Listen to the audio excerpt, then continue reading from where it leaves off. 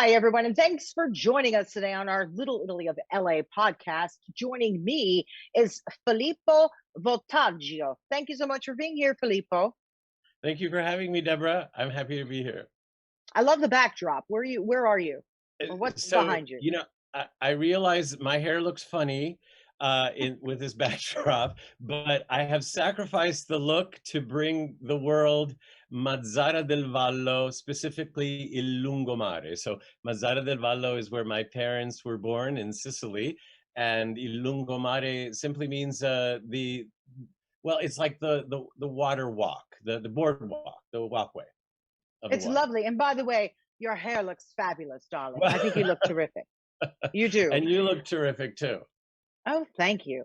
Now, you're kind of tough to sort of introduce because when you look at your bio, it just keeps growing and growing and growing. You've done a lot of things in your young life, Filippo, but I'll give it a crack. Okay. At the moment, you are an author, you are an entertainer, you are a life coach, but you've done so much, including appearing before presidents. You've worked for a Fortune 500 company. You've been on PBS programs. You've had your own shows.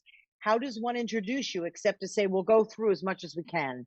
Um, but tell me a little about you as a kid, because what I love is you once said in school when they said, what do you want to be when you grow up? You said, I want to be Filippo, right? Just like that, Deborah. Just like Just that. like And that and that's what you've done, right? You are Filippo. So I, start young. Like, y- what was it that was going on there where that's how you answered? I love that we have you on camera saying that way, because there are so many people that go around making fun in a lovely way, saying, I am Filippo. And at first I would say, no, I am Filippo. But they kept saying it. And I thought, oh, this is bringing them joy for some reason. So let them. And now, it brings me joy to see them enjoying the fact that I say I am Filippo, because I ever since I was a child, you're right. They would line us up.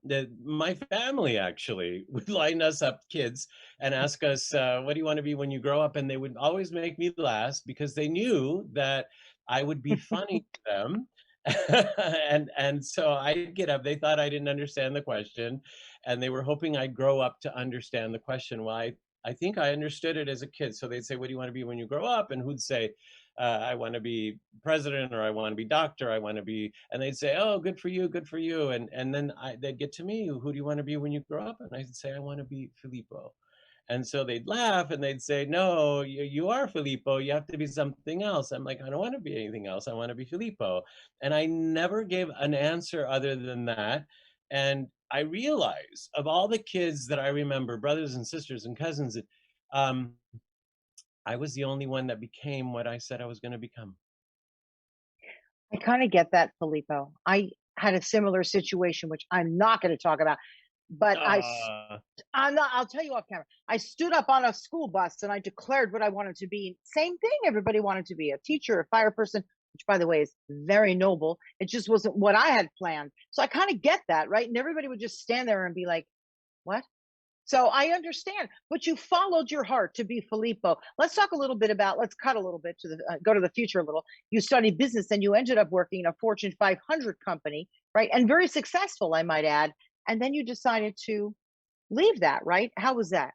it was the top third company in the world, I think, at the time when I was working for them. And so I got a real sense of what business culture was. And I have to say, my parents were very proud. I was very proud. I was excited. It was interesting, and I did well, and I was being promoted, and all was good, except I was not happy.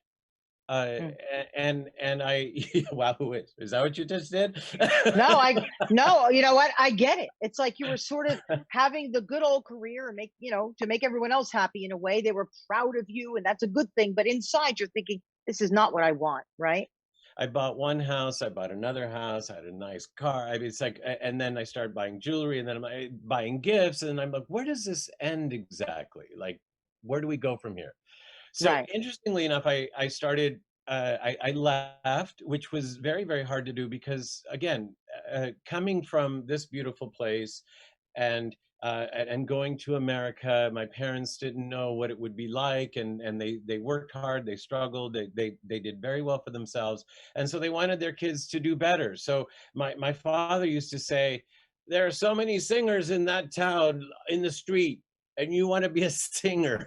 And it wasn't just that I wanted to be a singer, Deborah. It's kind of like you said, at the moment you are this this and this, and at that moment I wanted to experience that. I wanted to experience what it would be like to sing and share my joy, my songs, with an audience. And I did it, and I still do it, and I love doing it. And at the moment there are other things that are engaging me as well. Now, you used to enjoy music quite a bit with your grandmother, I believe, right? As a little kid? With with as many people as I could. There were a lot of music people in my life growing up, but my grandmother used to play the tambourine, and so Oh, so nice. I, yeah, and it would actually be a song. Like I never learned to play it like she did. My one of my brothers did, and it's so much fun to listen to it. But it has it of course has a rhythm, but there's music to it, and you can dance to her playing. It's not just making a beat. So in any event, little things like that that come from our culture, especially musically. My father was a singer. He taught me.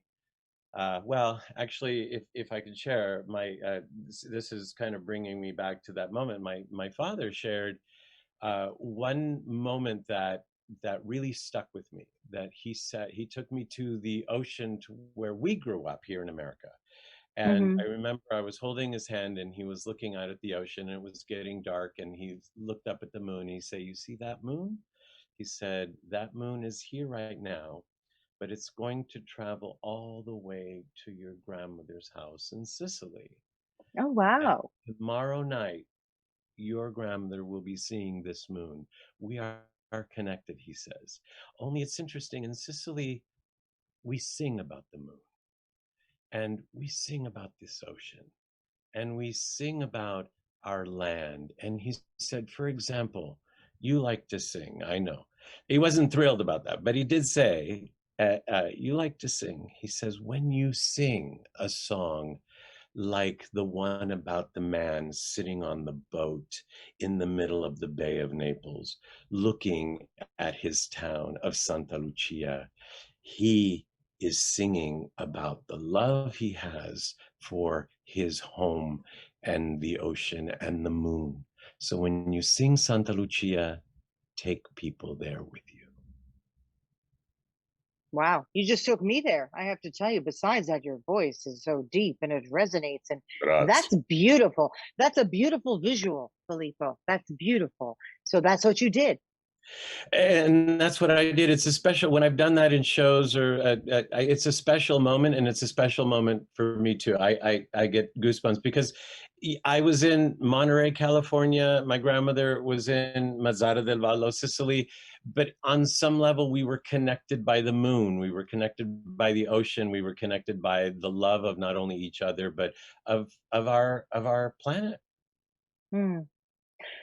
So you left the world of business and you began a singing career. What did that look like? Where did you go? What kind of songs did you sing? I love how you said that because I left the world of business, which is really interesting because I went into the world of a musician. And so all the Hmm. musicians I knew personally uh, didn't make money, didn't have, like, they were struggling and all of that. And it wasn't until years later when I was not making money singing and I was struggling and all that and thinking, wait a minute, I'm a businessman too. It's not just that now I'm a singer. It's like I am all of this. And That's right. bring back the business into the singing. These people, God love them, they don't have the education that you have, or they didn't work for a large company. You know how to do this, but in our minds, we segregate, we separate. And so that's why when I say I am Filippo, yes, I work for that company. Yeah, you smiled when I said that. Yes, I work for that company. Yes, I am a life coach. Yes, I am an author, but I am all of that combined. You're all of it. And Yeah, there's but and there's yeah. yeah, but what I meant is like you're not going to work every day for the Fortune 500 company. You brought those skills with you as a musician, which was great, and you just continue to build and build. But as you were singing, Yeah. where were you doing that? Were you doing that all over, All wherever? over. Well, Yeah. the first thing that I really wanted to do was sing Santa Lucia. I mean, that's how deep this was. I grew up listening to Italian music, eating Italian food. I thought we were in Italy in the sense that, as a little kid, we didn't go out much. We didn't know the neighbors because we were new in America. And so and we went to the Italian church and the Italian store, and they spoke Italian. So it wasn't until really I went to kindergarten and everybody else was speaking a different language, and I would come home and I would say, "Mama, I don't understand them," and she'd say, "Tu sei siciliano, ma sei americano puro," and she'd say, "You're Sicilian, but you're also American, so you'll learn, Ah, you'll understand, you'll be able to." so you primarily spoke Italian in your household as a little Only. kid. Yeah. Yeah. And then they sent you to school not knowing too much English. That's tough, but you learned obviously, right? It's pretty good, my Very English. good. Very good. So again, you were singing all over. Tell me a little bit about the career. Where did it take you? Who did you meet? The singing career. So it's just started with the Italian people because uh, I figured they would get it. And so, like, these are Mm. Italian songs and they get it. And this was just before Bocelli and just before all of these Italian singers really became popular in America, right? So I was at that burgeoning moment in our history with Italian music. And and there was a time prior when Italian music was nice and big, the Sinatra and Dean Martin and all that. But so I got to sing at a lot of Italian festivals and with a lot of Italian organizations, including the National Italian American Foundation, who is in part responsible for Marcella Tyler, in part for responsible for introducing us. So I got to meet Wonderful. a lot of special people, celebrities, multimillionaires, billionaires, and everybody in between. Uh, and uh, it was really really special because everybody had a story, and Mm. everybody wanted to share that story with me because I was sharing stories with them. So they'd say, "Me too, me too." And I have to say about this collective that we're all like one planet and one. So. So I thought Italians would get it. They'd get my stories growing up Italian American. They'd understand, right? And then I started expanding, and I started having more Jewish audiences because I got a Jewish agent at one point, and then I had this American agent who put me on, didn't get it, but put me on all kinds of different stages. But I was the one that didn't get it. That at one point, this woman who was from China came up to me and she said, in her heavy accent, she was telling me the same thing happened to me. And I thought, how could the same thing happen to her? That there's no way that these Italian words are the same words there's no, I just couldn't get it. And what she was trying to tell me is, as an immigrant in this country, there are things that all the immigrants have experienced, some worse, some harder, some easier, some more funny. But and we all have a story around that. And Mm. so that being said, that started connecting me more to people, and then it really started getting exciting. Yeah. Now you found yourself, you've appeared on PBS. What's incredible to me is Your music has also been in films, right? A Walk in the Clouds with Keanu Reeves, Noise with Tim Robbins.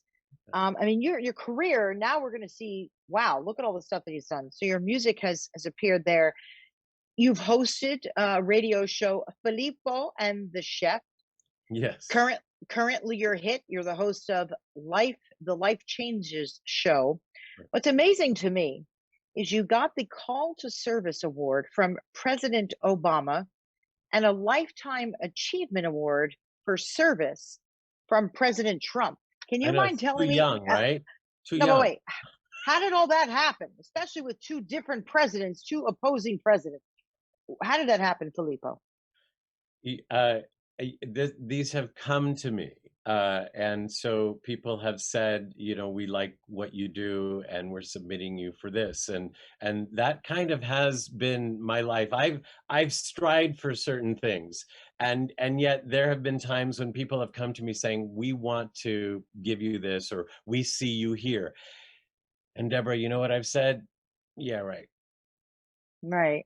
And then the award has come. Or I remember I remember meeting with these agents and this and that and all these suits and people all over. And then at an Italian women's luncheon, all these women were around me after I had sung, and this one woman comes up to me in a cane, hunched over, and she said, "You remind me of Sergio Franchi," and I'm going to introduce you to his wife, Eva Franchi, and I'm going to put you on a stage with the full orchestra. And I said, yeah, right. In my head.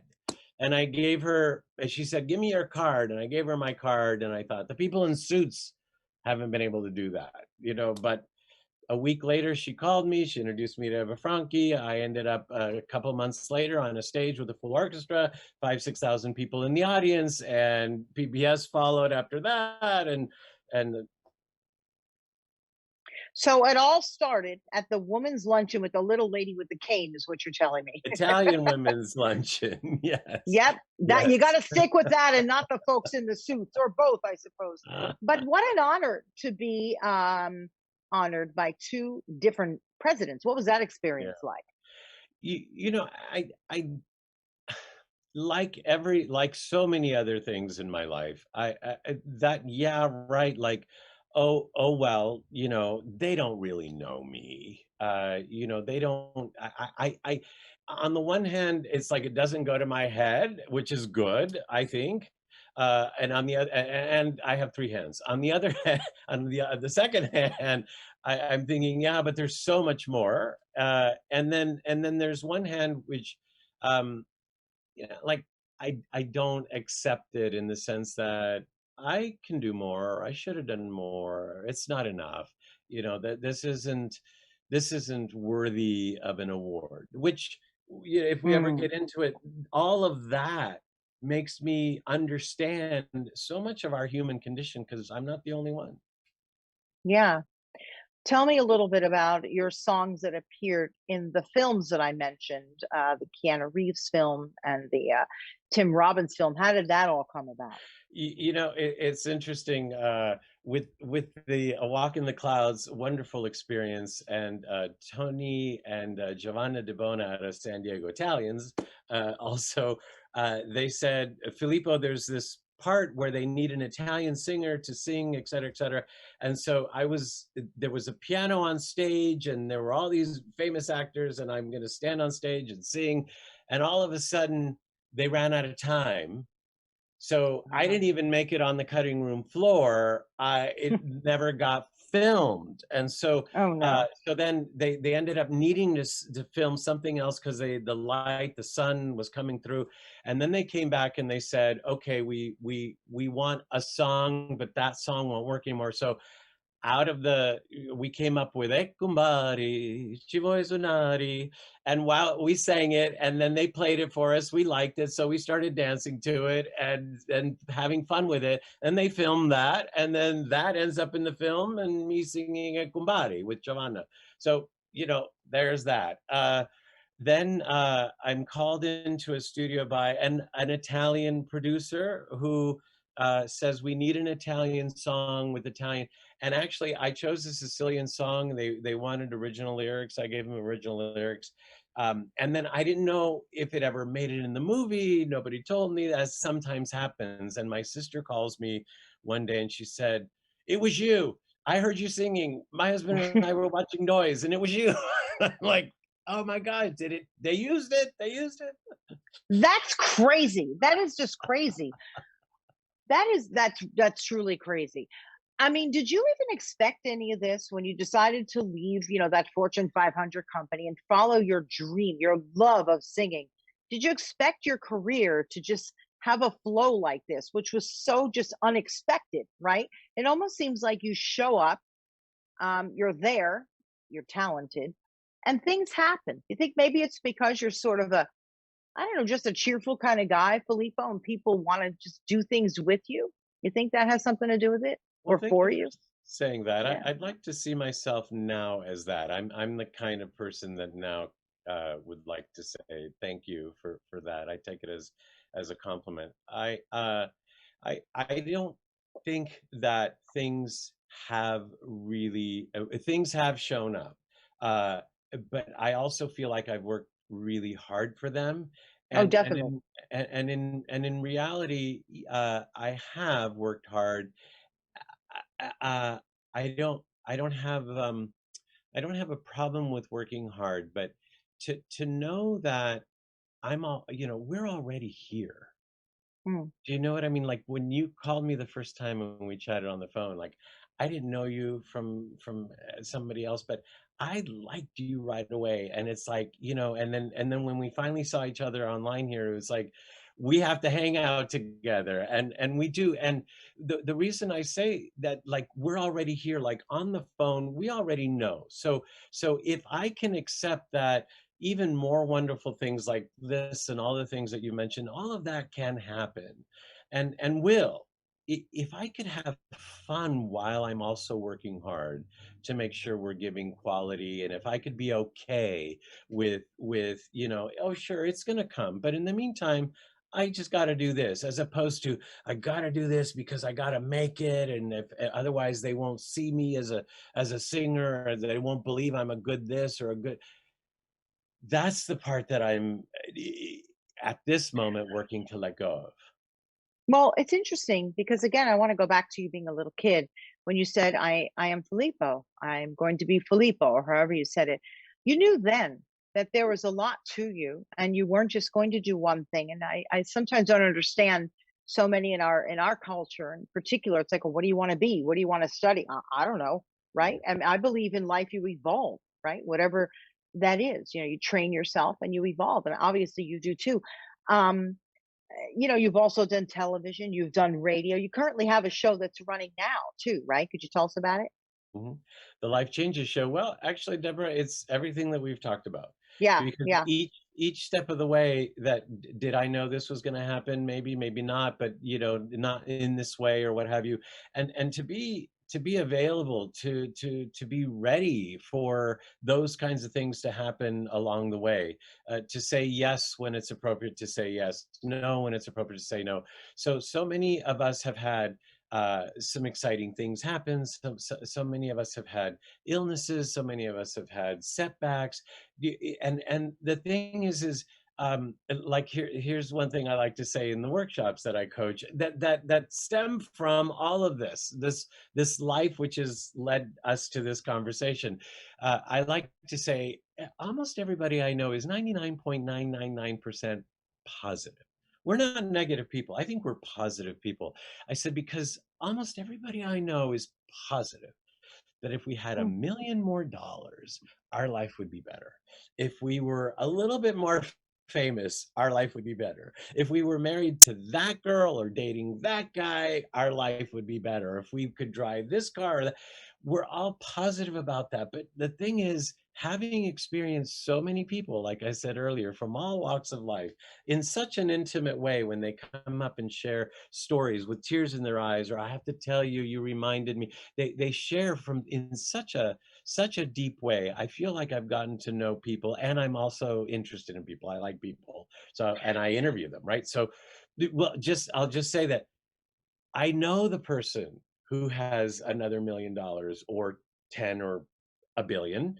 I know the person who married that girl and then divorced her, and who Right. married that guy, or who got the guy and then can stand him. And then I know all those people who drive that car and they're saying about something else. So Right. So in your life coaching business, that's sort of what you talk to people about, right? Like, I know you're looking over here, you're looking over there, you think you want this, but so you sort of help people get to the point where what?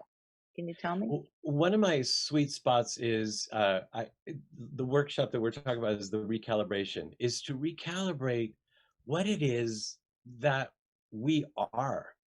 You want to be there. Okay, great. Who are you now?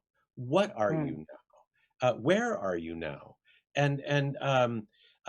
Because if you don't know where you are, you don't know if maybe in some cases I've worked with people who are already there, but they don't know it. Like, for example, mm. myself as a kid. As a kid, you keep taking me back there, and I love it. I used to see some of these people on TV with orchestra and tuxedos and all of that, and I used to say, "That's what I'm gonna do. That's what I wanna do. That's what" I did that long time before I remembered that I wanted that. Like, Mm. I'm like, "Oh, yeah. Huh. As a kid, I wanted that. I've had it for several years, and it never dawned on me that I got what I wanted. And So so you help people see that in their lives, right? That's what you do. that they either have what they wanted, that they've had, that they have, that they can have, but what is it that we have right here, right now? Like, things could be terrible. At the same time, though, we are different. We're not those kids anymore. We're not those young adults. We're who are we right now? Because when we get there, we won't know who we are there either. So let's start Right. with here. And that's what you help us figure all of us figure out as a life coach, right? Because sometimes the word life coach can be very broad. So that someone comes to you and you sort of help them figure out, where are you? Where do you want to be? Perhaps you are here now. I like that. By the way, I wanted to also mention to people that you've also written a book. Can you talk to me about the book, please? The little dog that could. The book is another fine example. I see in the recalibration workshop, we talk about patterns, and here's a pattern. So this dog enters my life. I rescued a dog from the street, and I tried to find the rightful owner. I remember calling a woman who I had just met at the time, and she's now become a dear friend and the producer of the Life Changes show, and so much more, Dorothy Lee Donahue. And I remember she was like a medium at the time, or a spiritual healer, leader. I called her and I said, I got this dog, and I'm trying to find an owner, and I don't know why I'm calling you. And she said, because it's your dog. And I Mhm. said, no, it's definitely not my dog. I'm too busy. I was going to be doing an Italian festival in Milwaukee actually real soon. I can't keep a dog where I live. And she says, it's your dog until you learn the lesson. And I said, yeah, right. And so I kept looking for the Mm. owner, and then when I couldn't find an owner, I tried to, find the rightful person to take from there, to take over the dog from there and enjoy it, and enjoy each other. And when it didn't happen, because I had several false starts, and I would call Dorothy and I'd say, I found somebody. This is perfect family. It happened to be my family the first time, and she said, we'll see. And so I Mm. drive all the way out to my family and like, here's the dog. It's great. It's beautiful. And she's lovely and special. And they said, oh, but we can't because this just happened. Anyway, long story short, I decided that what if Dorothy's right? What if I'm supposed to learn a lesson? So I decided, let me learn the lesson. And I started to watch the dog and experience the dog. And all of a sudden, I would get into the psyche of the dog. And I was learning things about myself as a human that I never really thought about, because I'm watching the dog saying, do I do that? Are we? So, all of this to say, I finally felt like I got all the lessons and it's finally time. Mm. And just as I thought that, something very tragic happened. Mm. and it's a difficult part of the story. And I won't go into it, but I can say that the story has a happy ending. The dog lives, and I learn things about myself that I share with the world as often as I can, because these are life lessons that I wish I knew as a kid, or maybe I knew as a kid, but everybody else said I had to be something else. Mm, very well put. Before I let you go, Oh Filippo, no! what would you like people to know about you? What would you like people to know about the impact that your Italian upbringing had on you?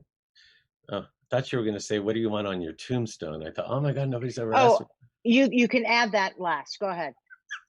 Oh, I have. Well, I okay. Now you got me going. I had a friend who came to visit from I don't remember Kentucky, but I knew him from back in New Jersey, and he really, really wanted to go to the cemetery where Marilyn Monroe is here in Los Oh Angeles, yeah. right? So I took him there because you talked about tombstones. And it's so funny as you're driving by, there's Rodney Dangerfield. And it's like, there goes the neighborhood. They have all this fun stuff right on their tombstones. And I thought, what a great thing to do. Everybody sort of wrote something fun and interesting on their tombstone. Anyhow, for you, sure, you can add that last, but go ahead. I forgot the question. Hold on. People, what do I want people to know about me? Well, not just that, and also the impact your Italian upbringing has had on you. Actually, great question. Thank you, Deborah. Very, very, very much. It's interesting. Not my finest hour, but I remember somebody who had studied psychology, was a psychologist, and I have a lot of respect for him and the industry. And he said, "How could you be a good life coach if you've never studied psychology?" I said, "Well, first of all, you don't know. I have studied psychology. I'm not a psychologist, but I have studied." And I said, but I knew I wouldn't have a comeback for him that would work. So I said, "How could you be a good life coach without knowing what it's like to stand in front of 6,000 people and hold them in the palm of your voice, Hmm.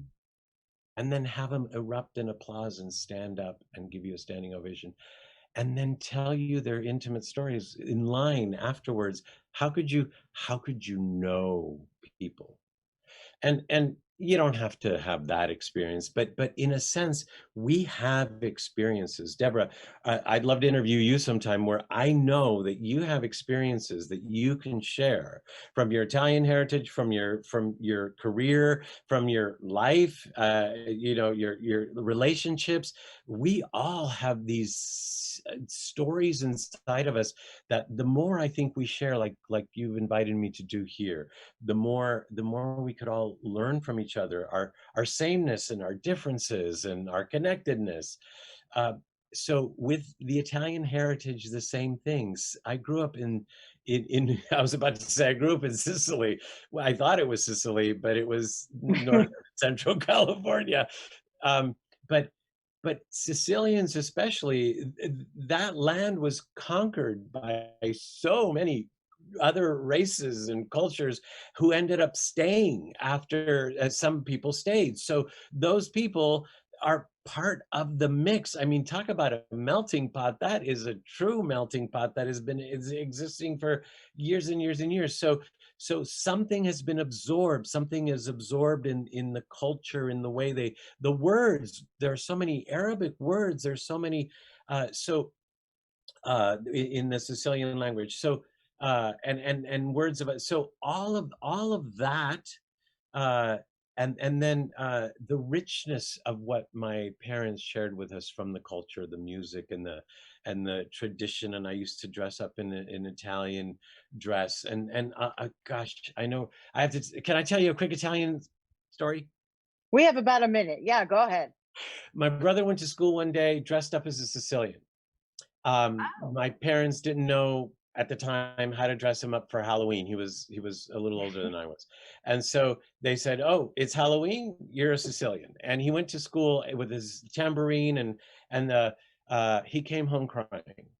And he came home crying because all the other kids were Batman and Superman, and he was a Sicilian. And I thought, wow, as an adult. As a kid, I didn't understand, but as an adult, I thought back to that moment and I thought, had the teacher known to say, "Tell us about your costume," My brother Right. could have sung them songs and talked to them about food and talked to them about music and culture and history that he knew that was in this costume. And had that happened, I think the other kids would have gone home crying, saying, all I am is Superman like everybody else. That was a beautiful story. That was everything. Filippo, that was incredible. You're such an interesting person. How can people get in touch with you? Where will you be appearing next? How can they find you? Right now, we're doing the Life Changes show at home edition because of what's been going on. So, lifechangeshow.com. There's so many interesting people like you there, and just great conversations like this. So, uh, meet me there. The book is The Little Dog That Could is available online, Amazon, and on our website. And Filippo Voltaggio, Voltaggio. Oh, you probably have it here, but .com is where they could see a lot of my past singing stuff. That there will be more. I hope so because it's beautiful. And as I said to you earlier, I don't even know if I said it on the program.